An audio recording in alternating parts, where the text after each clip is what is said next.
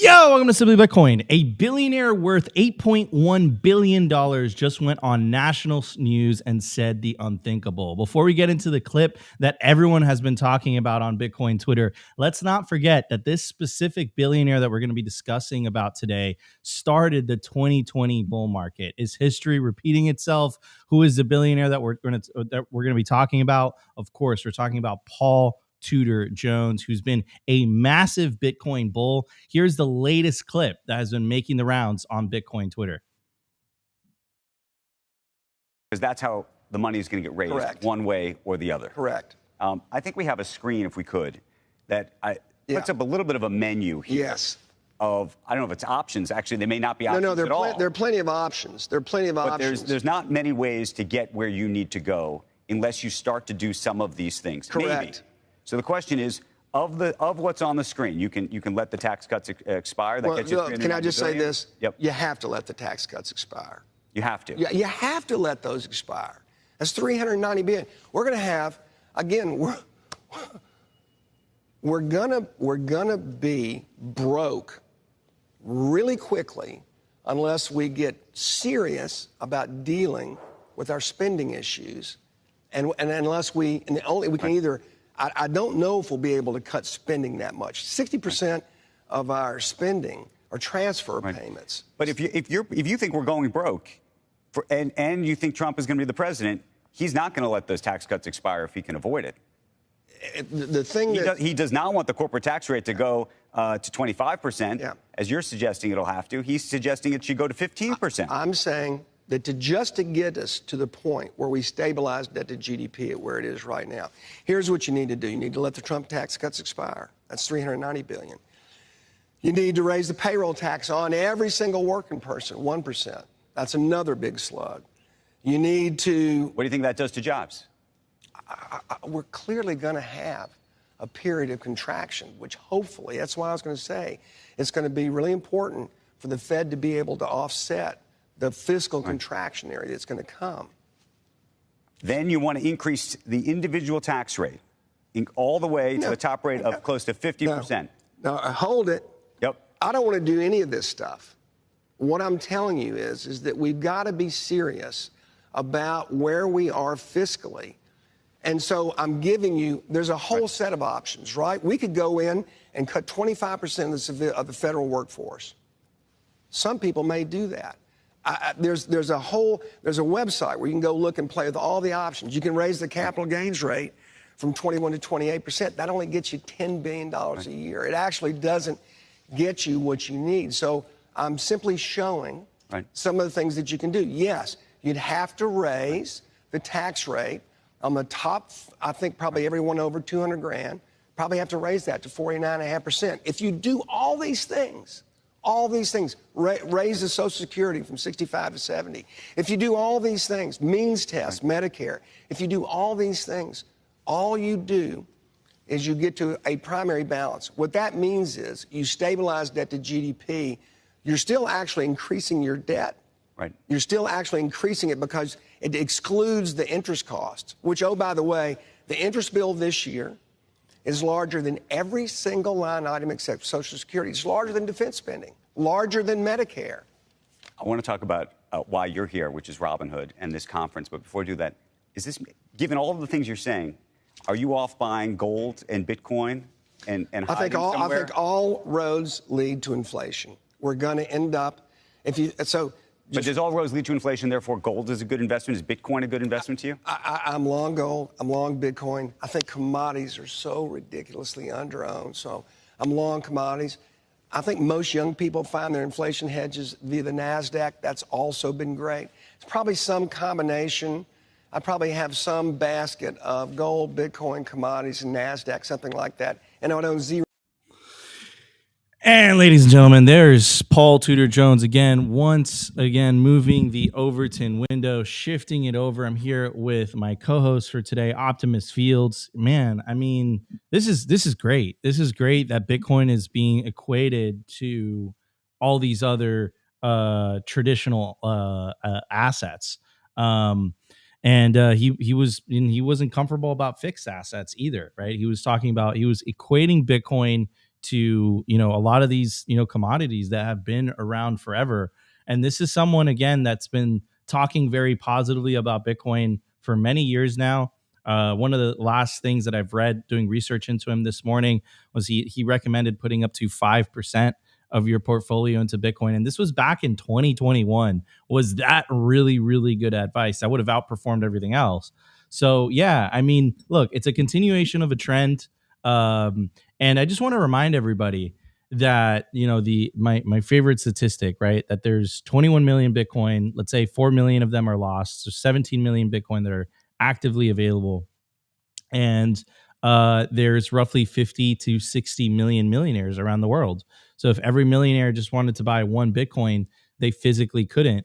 And I really believe that after this cycle, I think Bitcoin is going to be out of the hands. Getting to one Bitcoin is going to be out of the hands. Like it's going to be impossible to reach for most people, for 99% of the planet. So I think, you know, that window of opportunity is slowly closing. And once again, you're seeing this trend continue, whether it's Larry Fink, whether it's Michael Saylor, whether it's Steve Wozniak, whether it's Donald Trump. Like, it doesn't matter. It's like the mainstream consensus is that orange coin is good, that Bitcoin is good, that Bitcoin is necessary if you want to continue to protect your purchasing power from the fiscal irresponsibility of governments. Opti, what's your take on all this? Yeah, I mean, it's very interesting. Of course, if you don't know Tudor Jones, like billionaire out there, he obviously has a good grasp on what's going on in the macroeconomic landscape. And if you are really listening closely to that clip, he's basically saying, like, I'm going to drop bonds. I don't think anyone should be owning bonds. There was no conversation of owning bonds. And I think this is kind of the trend that we keep seeing, at least in Bitcoin Twitter land. And obviously amongst Bitcoiners, we do have a bias here, and we're always like, look, they're dropping US treasuries.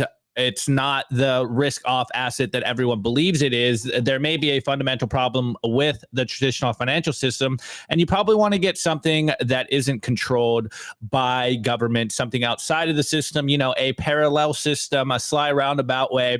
And I think anyone that is younger is kind of looking at the same landscape. If they understand anything and they're not really, like, you know, fully entrenched in the brainwashing of Keynesian economics or traditional TradFi financial strategies, you're looking at Bitcoin and you're realizing that this is probably the best thing that I can own besides, you know, gold, which, hey, I like wearing gold, but I'm not storing my value in gold. And also all the other things that come with gold. It's, you know, very heavy. It's hard to store. All the things we constantly talk about. The best thing for most of us, if you're, you know, under 35 or something like that, even under 45 or something, is holding Bitcoin. And it's really, it's open to everyone. It's permissionless. Anyone can buy some. You can buy, you know, pennies at a time, et cetera, et cetera. We talk about it all the time. Censorship resistant, permissionless.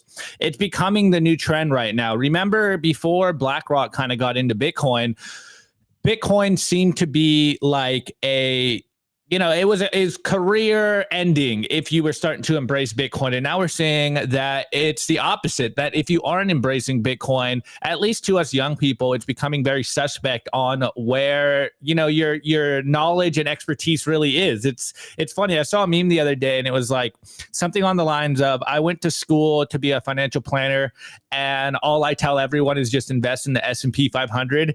And like, that's my whole job, is just telling people to invest in S&P 500. And now we're like, look, if you aren't at least doing an honest dive into Bitcoin and seeing the value of Bitcoin, then are you really doing your job? Are you really doing your fiduciary responsibility? Because Bitcoin is the only thing that will protect us. It's the fastest race in the horse. It's been outperforming everything for the last 15 years. And now it's becoming the trend. Now the narrative is starting to shift and everyone is kind of, at least slowly but surely, waking up to this idea that, yeah, I need to own some Bitcoin, because we know what the playbook is. We know what the end goal is of all of the federal debts is. They're going to inflate away, or at least try to inflate away, their debt. And nothing stops this train, as Lynn Alden keeps saying. They have to continue to print money. They have to continue continue to inflate away their debt. And if you are an average person of average means, what does that mean for you? It means you are going to get poorer. It means your life is going to get harder unless you're holding Bitcoin or an asset that they can't debase, which is obviously Bitcoin. And so I'm glad that the trend keeps coming and more people are talking about this. Maybe it doesn't have the impact that it probably should because it's coming from a billionaire, and a lot of people are like, tax the rich and the billionaire class are evil, et cetera, et cetera. And I mean, I even tweeted this morning, like, financial engineering is the death of an empire. And this is where we are right now. The main, basically, like, the highest roles in our society right now are financial engineers, and we're seeing that they don't produce anything. And so if you don't like that, you need to opt out of the fiat system. You need to start saving in something that they cannot debase, which is, of course, Bitcoin. But I love that the signal is spreading. It's been a grind of a year building that foundation for more people to accept the fact that Bitcoin is a legitimate thing to be holding. And I think next year and years ahead of us, it's going to completely shift. As right now we're kind of in this like digital asset, like Bitcoin's just a digital asset. Bitcoin's just a digital store of value. And I think slowly but surely we're going to start shifting into, no, Bitcoin is just the best money. It's the best medium of exchange, unit of account, and store of value.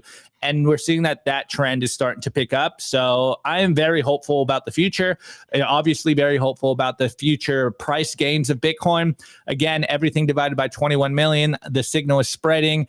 And, shouts out to Paul Tudor Jones going out on Squawk Box and speaking to the boomers and being like, I'm all in gold, Bitcoin, and a little bit of the NASDAQ here. You should probably not be holding bonds. And everyone's like, what are you talking about? Why would I buy this Bitcoin thing? It's like, well, it's the only thing that's outperforming everything in the market. And, just tap in a little bit to the 65 IQ Bitcoiners out there and just buy Bitcoin, hold Bitcoin, and continue to save in Bitcoin. This is how you win. It's super simple.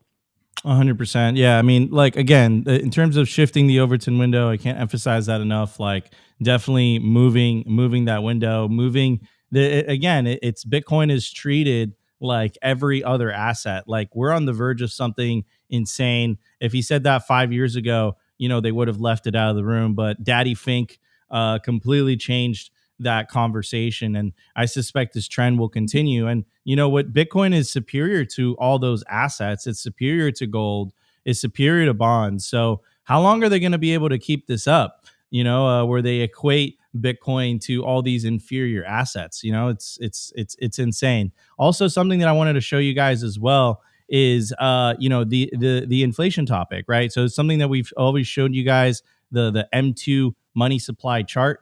And of course, if you move on to they don't like to equate the two. They say that the two are not related. But if you see the medium sales prices of houses sold in the United States, you just see this going absolutely freaking parabolic shortly after all the money printing. So saying the two are not related is I think insane. And Bitcoin, again, is the flight to quality. Is where you're going to find safety from all this money printing. Anyways, everybody, before we start the show, I do want to give a shout out to our lead sponsor. Of course, I'm talking about Bitcoin Well. Bitcoin Well is the best place to build your automatic self-custody Bitcoin stack. It's automatic self-custody. That's what makes Bitcoin Well different. What that essentially means is every time you buy Bitcoin on Bitcoin Well and then the funds clear, it goes straight to your self-custody Bitcoin wallet address. Of course, it's completely Bitcoin only. It's a clear 1% spread, and it's a publicly traded company coming out of Canada that recently expanded to all 50 US states. Every time you buy Bitcoin on Bitcoin Well, you earn Bitcoin Well points, and you could use those points towards the Bitcoin Wishing Well contest. So we're going to do one for you guys right quick, right here, right now. Toss a coin into the Wishing Well. And if you scan the QR code on your screen, you have an opportunity to win up to 500 Satoshis. So you have an opportunity to win up to 1 million Satoshis, but every time you toss a coin into the Wishing Well, you win every single time. And the lowest price is 500 sats, but you could win up to 1 million sats. If you use promo code SimplyBTC, you get 3 tosses into the Bitcoin Wishing Well. All right, everybody, let's get to numbers. Lots to talk about.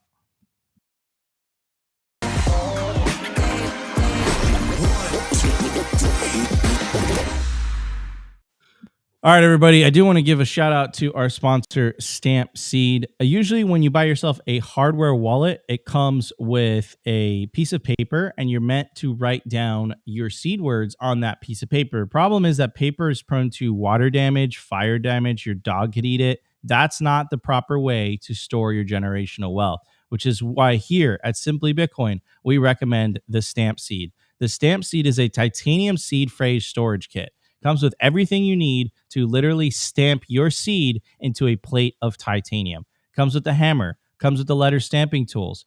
It comes with the anvil. So you could do this in the privacy of your own home.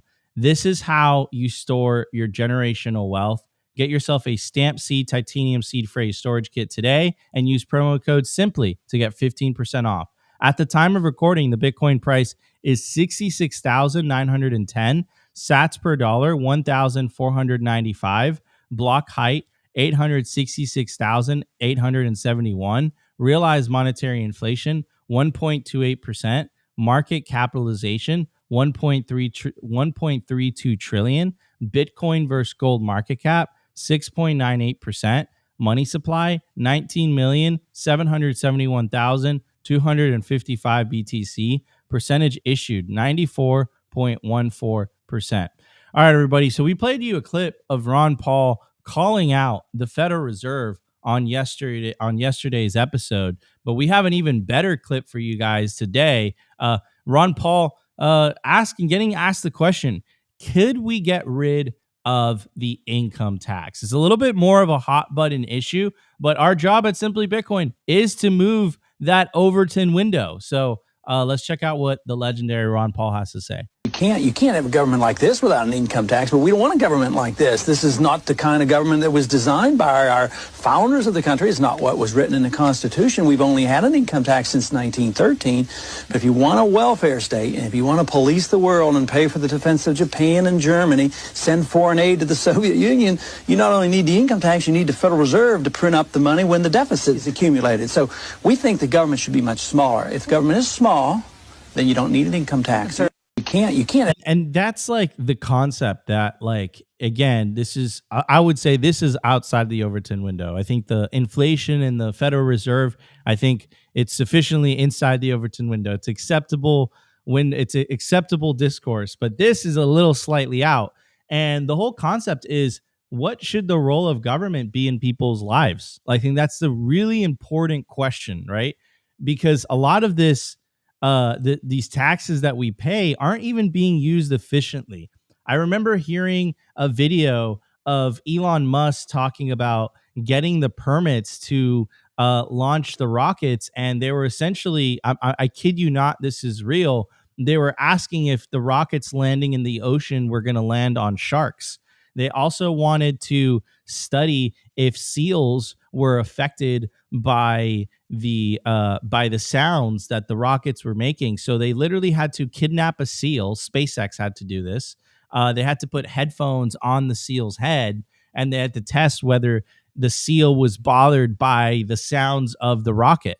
And then when they did that, they asked, like, what about the whales? So again, like, what is the role of government in people's lives? I think that's going to be a very important question over the next 5-10 years as the separation of money and state accelerates. Because as we addressed on yesterday's episode, we were talking about the fact that the federal government, even with income tax, could not afford to spend the way it's been spending. The reason that it's able to spend the way it's been spending is because of deficit spending, which is what Ron Paul addressed here when he said, yeah, I mean, like, we collect income tax. It's not enough. The U.S. government spent $1.7 trillion more than it collected in tax revenue last year. And how did they do that? I mean, they were able to print the difference. All right, moving on to the next bit. So constitutional amendments, Amendment 16, income tax. So what's really interesting, too, is that this amendment, which was ratified on February 3rd, 1913, it grants Congress the authority to issue an income tax without having to determine it based on population. What's really interesting about this is the year. So the year is 1913. You know what was also established 1913? the Federal Reserve System. By December 23rd, 1913, when President Woodrow Wilson signed the Federal Reserve Act into law, it stood as a classic example of compromise, quote, a decentralized bank that balanced the competing interests of private banks and populist sentiment. So do I think that the income tax being implemented in the year 1913 and the Federal Reserve being born is a coincidence? Do you think that's a coincidence that I was born on the same year? No, I don't think it's a coincidence at all.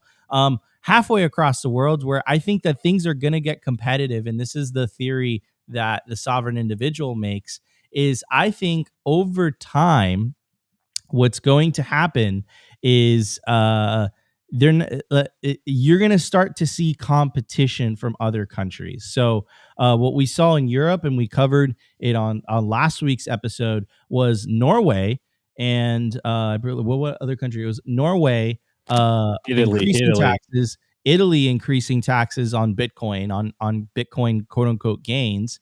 And then you had on the same week Dubai announcing that they're getting rid of the taxes altogether. So I think you're going to start to see jurisdictions compete for your business. And this is why you see a lot of governments mentioning exit taxes, right? They're essentially holding you hostage in a way and basically saying, look, if you leave, you're going to have to pay 50% of your net worth, hoping that they essentially corral people, keep people, which is insane. And again, this leads me to the question that I'm at in my Bitcoin rabbit hole journey, which is, what is the role of government? I think the question is not what is money. I think the question is, what is government, right? And what is government without a money printer, right? It's a very, very interesting conversation. Anyways, so in Argentina, Javier Milei removed another government agency. This is the IRS equivalent in Argentina. So it says Argentine President Javier Milei announced plans to shut down the country's tax collection agency. On Monday, a spokesperson confirmed that the administration Federal de Ingresos Públicos, Argentina's tax bureau, will cease to exist. It will be replaced by a newly formed agency, the Agencia de Redacción y Control Aduanero, which will assume some of its functions. Throughout its existence, this agency has functioned as a political cash box, and as we all know it, many Argentines have been subject to absolute immoral persecutions. Quote, no state bureaucrat should be delegated the power to tell an Argentine what to do with his property. It goes on to say, quote, essential to dismantle the unnecessary bureaucracy that has hindered the economic and commercial freedoms of Argentines. The new agency will embody a, quote, simple, more efficient, less costly, and less bureaucratic approach to tax collection and customs control. Quote, aims to reduce the state, eliminate unnecessary positions, professionalize the agency, dismantle corrupt networks, and improve the efficiency of revenue collection and customs control by removing privileges of the past and optimizing public management.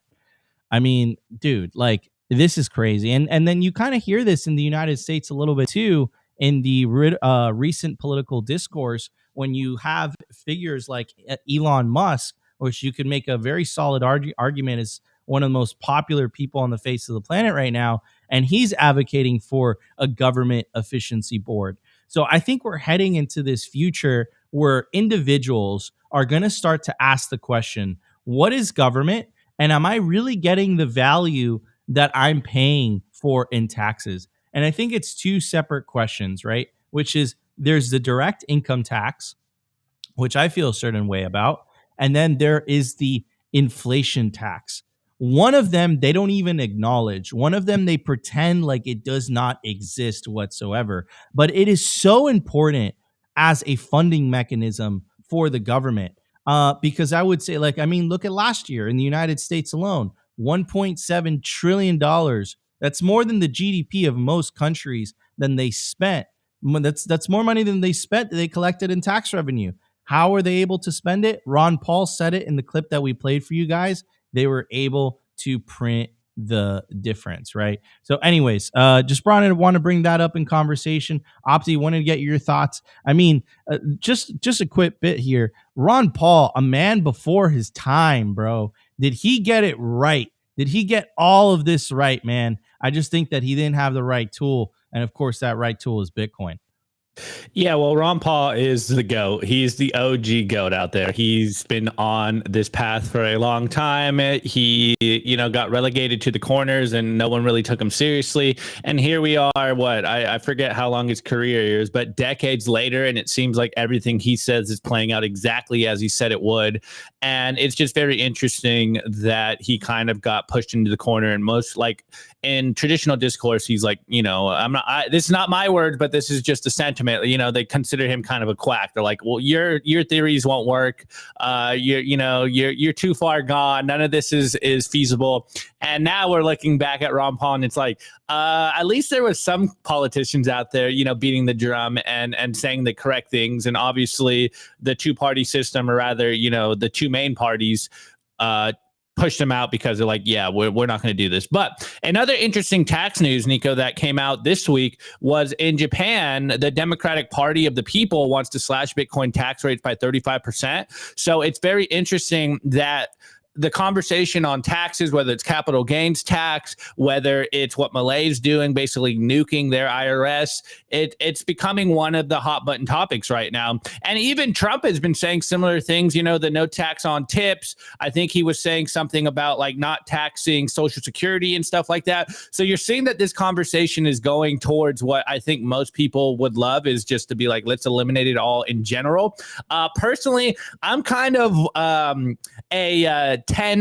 the first 10 of the Constitution kind of guy. So I think we should eliminate everything after the first 10 of the Constitution, basically keep it at the Bill of Rights. And I'm good with that. But obviously that is way outside the Overton window as far as most people are concerned.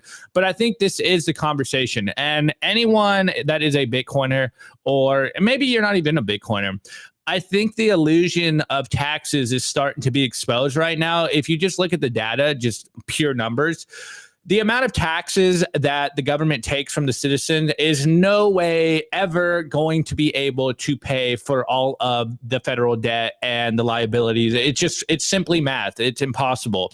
And yet it seems like most Elizabeth Warren just came out this morning saying that billionaires need to pay their fair share of taxes. But when you really look at the data, it's like, none of that is going to cover all of the money that the government is spending. Even in the beginning, Paul Tudor Jones kind of was throwing that idea out. He's like, I don't want this to happen.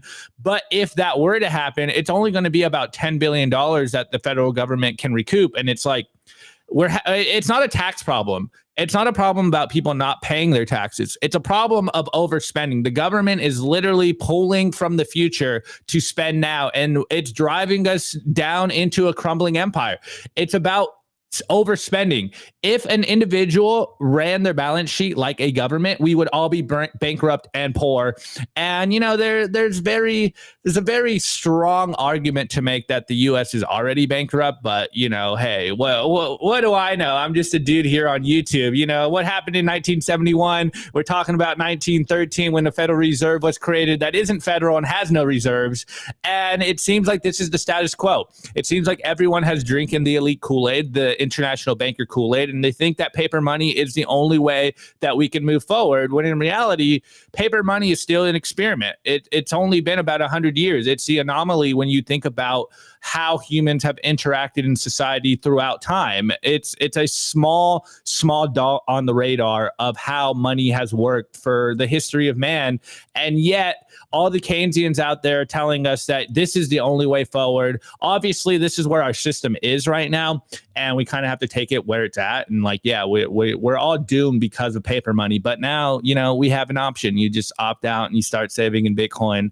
And this is how we move forward, slowly but surely, gradually, then suddenly Bitcoin is going to take over and people will start dropping their paper money. I think we are moving towards a more like bimetalist future where you save and interact with the people you want on Bitcoin. And when you got to interact with the state, you're going to use the state's fiat currencies. And I think that's the future that we're moving in, at least in the short term.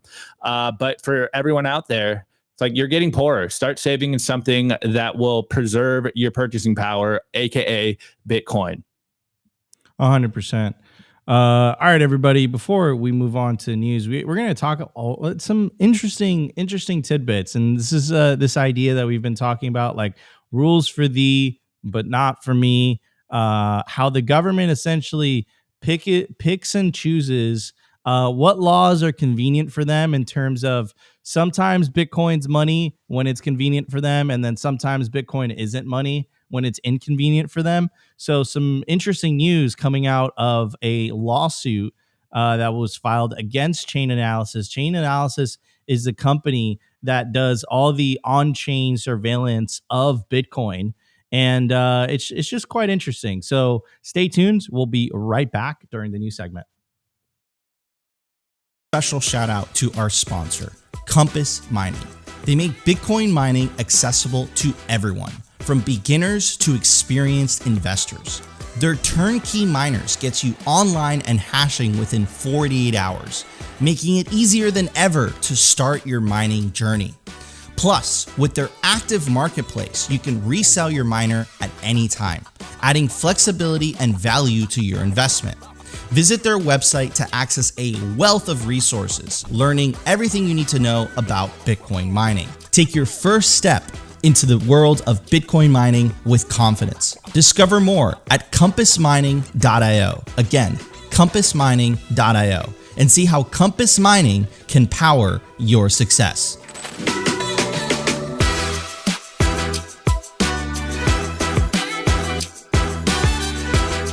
I want to give a shout out to our sponsor, Foundation. It's self-custody done right. They built a premium grade hardware wallet called Passport right here in the US, and it integrates seamlessly with their free app called Envoy. Passport is fully open source and verifiable. It's the most intuitive Bitcoin wallet design with a UX reminiscent of a classic feature phone, so you'll know how to navigate it and use it the moment you pick it up. It's also air-gapped, meaning Bitcoin stays offline, never touching an internet connection. It's Bitcoin only, open source verifiable, air-gap security model, gorgeous design craft, premium grade materials. Get your Bitcoin off exchanges and into your own hands in just a few minutes with Passport at foundation.xyz/simply. Get peace of mind for your piece of Bitcoin. All right, everybody. Opti is going to model the Passport by Foundation devices. It's incredibly easy to use, and it doesn't sacrifice security for convenience. So you get both of them. You get all the benefits of cold storage, but it also makes it incredibly easy to spend that Bitcoin in cold storage. Get yourself a Passport by Foundation devices, scan the QR code, or check the link in the video description. All right, everybody, let's get to today's news. So here is Lola. She's done some incredible just articles just about, freedom tech and just the separation of information and state, separation of money and state. She hangs out on Nostr a lot. But anyways, so here is, I believe this is a tweet, but it's court day for Chainalysis, baby. Chainalysis is being sued for defamation for allegedly wrongfully classifying a crypto project as the second largest crypto scam in its 2023 crypto crime report. Chainalysis has been trying to get this case thrown out since April. If the case is allowed to proceed today, it may finally bring some accountability to the world of black box blockchain surveillance, right? So you're like, okay, this is nice. But let's check out the latest update. Judge dismisses defamation suit against Chainalysis. Of course, the Honorable Lai E. Frank of the New York Supreme Court has granted Chainalysis motion to dismiss in a defamation suit filed against the surveillance firm last January by the crypto project Yield Nodes via its parent entity, Exceptional Media.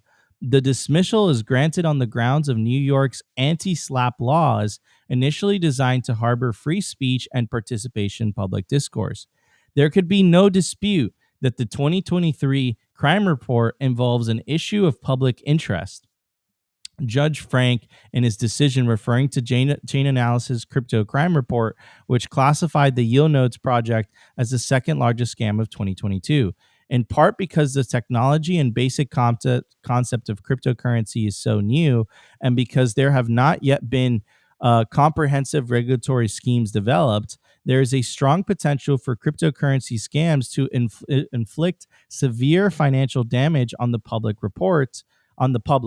Reports warning the public of potential scams would be well within the public interest. Furthermore, Judge Frank opines, given Chainalysis' history of advertising and aiding the United States government on cryptocurrency scams, the underlying claims clearly involves a matter of public interest, adds to the crime report.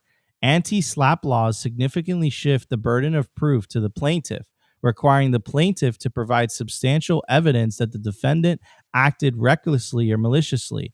SLAPPs, also known as strategic lawsuits against public participation, are commonly employed by wealthy individuals and large corporations against journalists and other members of the public participating in public discourse to silence critique.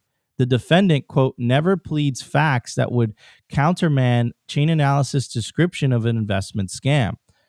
Quote, recites no facts that go towards actual knowledge or reckless disregard of either statement's falsity by Chainalysis. Instead, Judge Frank found the plaintiff's case a, quote, heavy on bare conclusionary statements. Quote, exceptional has not adequately shown a substantial basis in either law or fact.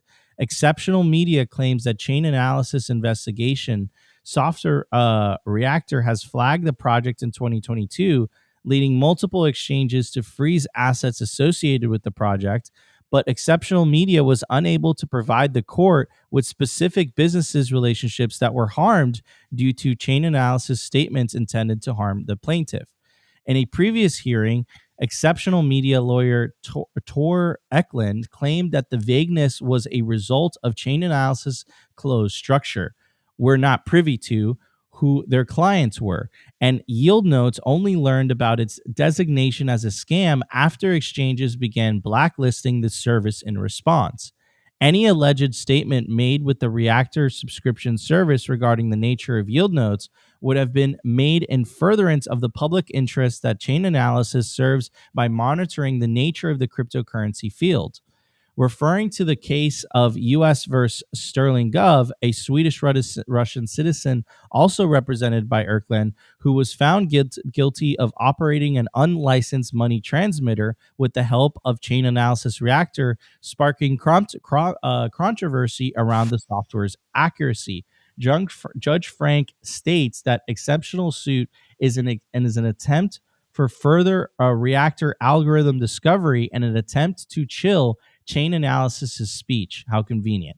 A classic SLAPP fact pattern, citing public statements made by Erkland to sue the crap out of Chainalysis after the defendant's trial concludes. So it's interesting because Chainalysis, of course, is a huge customer of Chainalysis is the U.S. government. And when it's not convenient when it's not convenient, it's like, oh, you know what? No, we gotta dismiss this case. Free speech is important here. Even though the facts might be not 100% accurate, even though it might hurt individuals and businesses, even though we don't know exactly what methods Chainalysis is used, it's still, freedom of speech is so important. And then this leads me to tie into, okay, if freedom of speech is an argument used, Bitcoin should be protected by freedom of speech as well, right, guys? Bitcoin's protection under the First Amendment. But again, I think that this is another example of rules for thee, but not for me. So, in certain situations, I just love how judges themselves are saying, hey, you know what? Freedom of speech is important here. But I love how in certain situations, it's like, no. Actually, you know what? Freedom of speech is not important.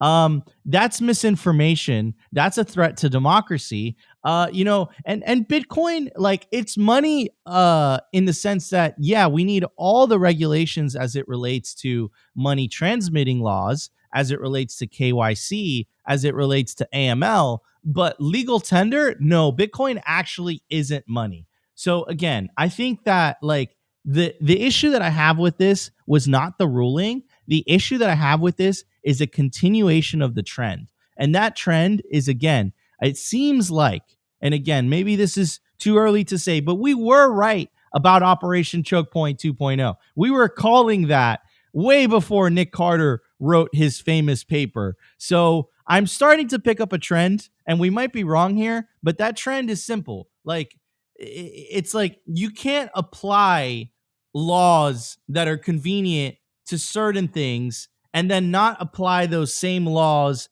that are inconvenient to other things. Like you can't pick between the two. And if they're using a First Amendment argument, like, okay, so Bitcoin should be protected by the First Amendment, but that's not the case, according to the US Treasury. According to the US Treasury, certain software should be allowed to be sanctioned, even though it's speech, right? So again, it's not due process under the law. It's selective process based on what is most convenient. That's what I'm seeing here, right? And again, coincidentally, of course, total coincidence, who is Chainalysis is one of their biggest customers, the US government, right? So it begs the question, if that wasn't Chainalysis that was on trial, let's say it was a Bitcoin privacy developer and they used the same argument that, hey, you know what? I was just writing code. Code is a form of speech. You know, what's the difference? Right? What's the difference? Anyways, I see Opti has something pulled up here. Yeah, just doubling down on this. Lola Leets on Twitter literally basically said the same thing. So she's quote tweeting one of her own tweets and goes, a New York judge has just compared Chainalysis surveillance software to private Facebook groups, claiming that the software enjoys constitutional free speech protections. And then she goes on to say, one of these two software projects enjoys free speech protections when the law can be applied one way to a multi-billion-dollar government surveillance contractor and another to a FOSS project bringing financial privacy to the world. You might just get the idea. We're living in a banana republic in the barest truest sense of the world. And of course, Chainalysis right here in the Tornado Cash logos. And Tornado Cash and Samurai. So like, again, like the problem here is the problem here is I can't take it seriously because you can't have it both ways. You can't say, okay, conveniently, you know, the chain, the person that sells all the surveillance to the US government, they get free speech protections. The open source developers that are writing code that, you know, criminals just have, it's like as if, and they're trying to do this, it's like the gun manufacturers, like they get charged for the, you know, crimes that get committed with the because of the products they produce. Like that doesn't make sense. That doesn't make sense whatsoever. So again, it's a double standard. It doesn't surprise me, but it's important to arm yourselves with the facts and arm yourselves with the truth. Opti, what's your take on this before we move on to the culture? Yeah, well, I mean, I think you covered it really well. It's obviously, I think this year, well, really, you know, in the last 5 years, no, actually maybe 8 years, you know, I mean, it's somewhere around there. It's becoming very clear that there is a two-tier justice system right now.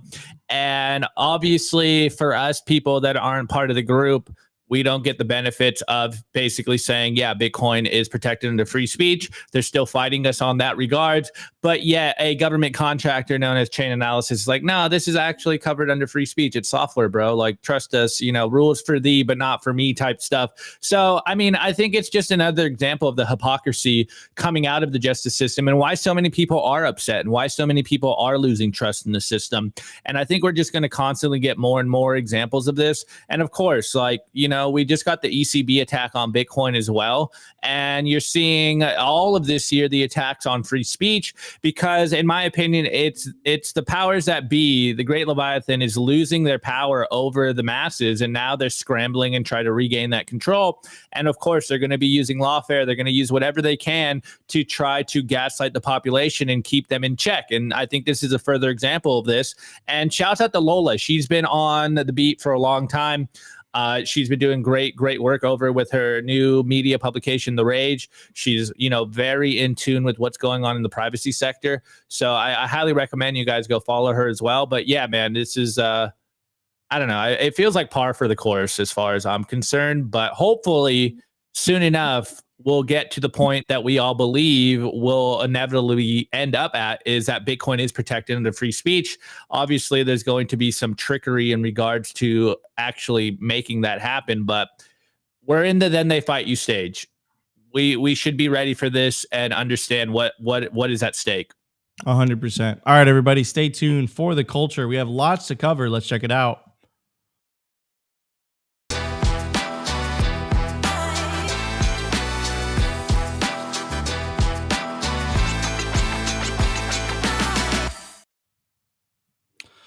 All right, everybody, I do want to give a very special shout out to our sponsor. Of course, I'm talking about the Orange Pill app. Stack friends who stack sats. The Orange Pill app is the Bitcoin social layer. Join the 12,233 Bitcoiners that are currently on the app. It's a great resource. So when you're traveling, you're on the go, and you don't know any Bitcoiners around you, you pull up the Orange Pill app and it will allow you to connect with fellow Bitcoiners. So has a really clever geographical feature. So let's say you're in Paris, let's say you're in Lugano, let's say you're in El Salvador, and you don't know any Bitcoiners. You pull up the Orange Pill app, it'll literally show you by miles what Bitcoiners are close to you, and it will literally give you an ability to send them a message, connecting with them, because you want to build up that Bitcoiner Rolodex. I truly believe that Bitcoiners are going to be some of the most powerful, influential people in the next 5 to 10 years. So to get started, check the link in the video description or scan the QR code on your screen. All right, everybody, let's get to the culture. We have lots to get to today. Let's check it out. Yeah, so I think this is a trend, Nico, that we've been talking about for a while, and I think it's starting to heat up now that we got these central bank attacks on Bitcoin. And of course, ever since politics has landed on Bitcoin's door, Nico, you and I have been kind of talking about this constantly. We've been getting a lot of flack back in the chat and in comments and people on Twitter. But I saw this Nostr note from Hodl, which I think makes the point that we try to make here very clearly. And so I want to bring this up. We're going to read it and then we'll chat about it a little bit. So over here, wait, where'd it go? Sorry, guys. Too many tabs open right now. All right, we got Hodl on. I'm using Primal, but he's, I don't know what he's using. He's on Nostr. So he goes, quote, "I'm not political. Quote, voting is a scam. Allow me to be blunt here. The most recent ECB paper made clear something many of us has known for a while. When the price of Bitcoin goes up, regular people are going to want to imprison you and do worse than that to you. The state is also going to do something similar. They will be deeply aligned on the solution to their problem being to put you in a box and do further violence upon you.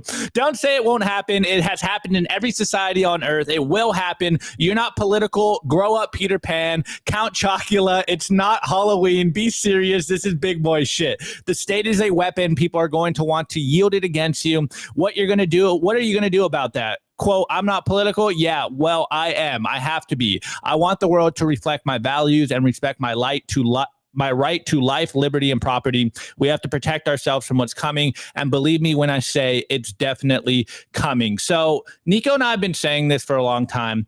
And I said it even yesterday. After this ECB report and the Fed report, it's becoming very clear that they are going to they're basically essentially laying the groundwork to blame Bitcoiners for all of the fiat system's problem. And of course, I say it all the time on the show. It's not left versus right. It's a state, and the state hates you. This is where we are right now. The state has the monopoly on violence. And as Bitcoiners, I think it is very important for us to get involved, not only on a community level, but if we do have more Bitcoin politicians out there, like true Bitcoin politicians, then we can actually start to infiltrate from the inside out. But first of all, it all comes down to what Nico and I always talk about. What is politics? Politics is a projection of power. Well, where do they get the power from? It comes from the money. And so for most of us here, since we're not really in a position to gain political power yet, what we need to do is basically start to toughen our ranks here, start to bulk up our ranks here. And how do we do that is by, of course, saving in Bitcoin, making sure that we are financially free, that we do have financial power. But once we get to that point, once Bitcoin becomes the world's best money and it's recognized on that level, then the next step is definitely us trying to gain some political power, because, hey, you may not like politics, but politics does have an interest in you. And I think this kind of hit me because I've definitely been the guy for a long time that, like, I'm not political. I even have said in the past that one of the main reasons that I really love Bitcoin was that it was apolitical. But the longer I've been in Bitcoin and the more I learn and the more I see what's coming out of the federal government, it's becoming very obvious that because Bitcoin is apolitical, that means it is a huge political movement. And I think it is very naive for all of us to just be like, let me dig my head in the sand. Like, I'm going to live off the grid. I don't know about you guys, but I like living in the city. I am a city boy. I enjoy living in the city, and I do not want to basically go off the grid completely and live on some commune. Like, that's not for me.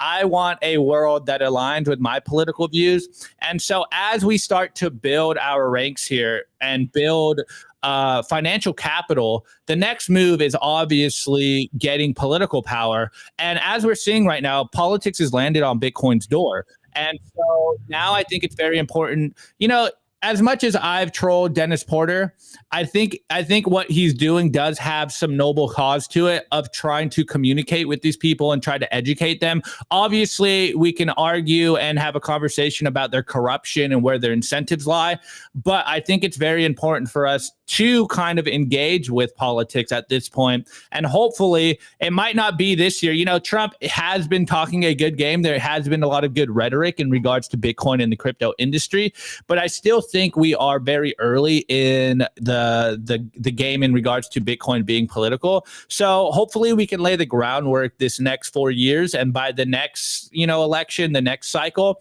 it's becoming very clear that you can't fight Bitcoin, that especially in America, that Bitcoin is American. It aligned with the American values. Bitcoin is freedom. And I think we're starting to see slowly but surely that signal is starting to infiltrate popular culture, and more people are waking up to the political power of having a non-sovereign money, something that cannot be controlled, something that is apolitical, something that they can't censor you off of. Even Tucker kind of came out the other day, was basically saying, like, it's very important for us to have a money that isn't controlled by a monopoly, because if you try to dissent against the very system that controls the money, they just completely cut you off from that system. And so Bitcoin has both of these things playing out in its favor. It's a money that they can't control, and of course, it's the best money in the world. And what is politics but a projection of power, which is basically he who owns the money controls politics. And so on another note, shouts out to David Bailey for engaging with politics this year and doing the whole crypto pack and donating a lot of money to the Trump campaign and et cetera. And you can even argue, like, SBF kind of did that last year, and there's some good and bad there. But it's becoming very clear, guys, that we definitely can't just dig our heads in the sand and tune out and be like, look, Bitcoin's going to do its own thing. We're winning. We don't have to worry about it. It's like, no, I think it's becoming clear to all of us that this is very important to do. Yeah, 100%. What's your thoughts? 100%. So, okay, so there's a very naive conception by a lot of Bitcoiners, which is this idea that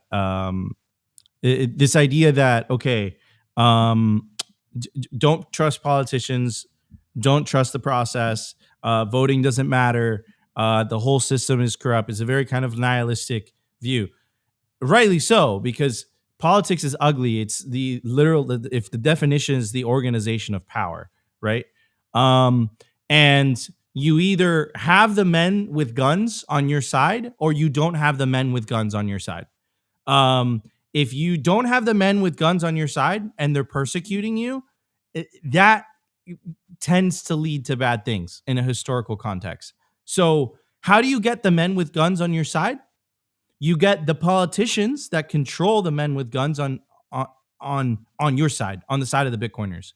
You do this in the United States with the lobbying effort that was just started. We are becoming a major lobbying arm in DC. and as time accelerates, I mean, as time progresses and more Bitcoiners become part of the donor class, we are going to have more and more influence in Washington, D.C. This is exactly why the ECB mentioned it in the research paper. They were terrified. They're like, oh my God, the Bitcoiners can get pro Bitcoin politicians in office. Holy cow. We need to get people like Elizabeth Warren out of power. She is against our cause. If she had her way, she would make self-custody legal, right? So you can pretend it doesn't exist. You can put your head in the sand and say, you know what? Orange man is bad because he doesn't pass my purity test. He is not Bitcoin only. He supports crypto. My response to that is it's a two-party system. You have two choices. You have the pro crypto candidate. It's not pure Bitcoin. I get that. I acknowledge that. Or you have the collectivist. Which one would you decide to choose?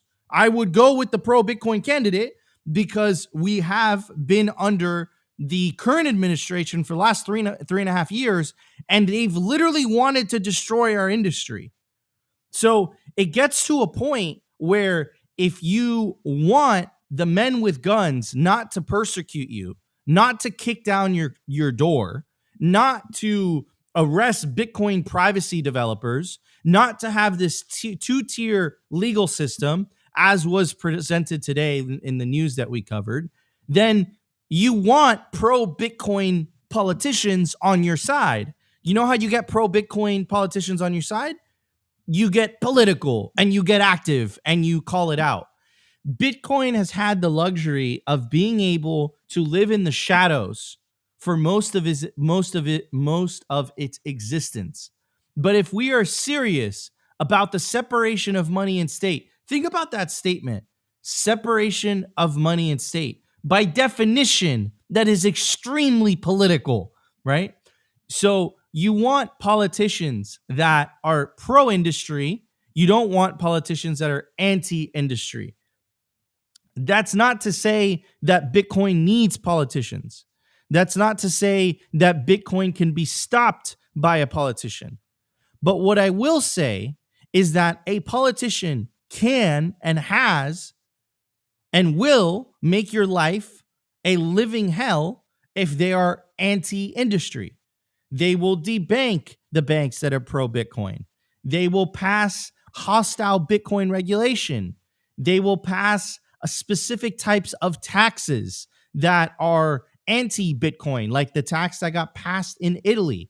That will continue to happen. It was written in the ECB paper. The ECB paper was calling for people that weren't holding Bitcoin to elect candidates that are anti-Bitcoin industry. And they're proposing that one of the ways that we de-incentivize people to adopt Bitcoin is to get politicians to tax it.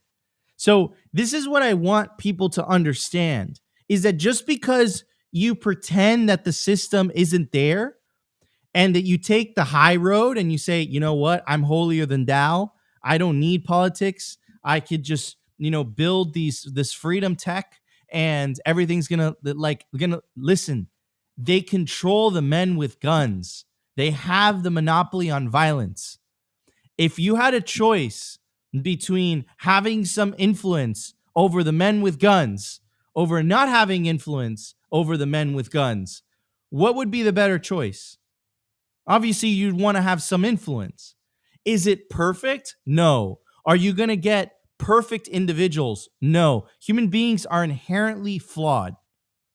But you will be able to take some agency over your life and some action as an individual. And as a whole, we can have influence over certain political outcomes that are going to be more favorable for you as a Bitcoiner. If not, go to China. Go to China. If not, go to a country that has anti-Bitcoin regulation and compare it to a country that has pro-Bitcoin regulation. Compare the lifestyle that you're going to live in the two countries. It's going to be night and day. So unless you have the means and unless you're open-minded enough to continue moving from jurisdiction to jurisdiction, eventually you're going to have to make the decision as to whether you want to hold the line or not. If you don't hold the line, move. But eventually you're going to run out of places to move. And fundamentally, it comes down to this, and I'm going to wrap it up with this.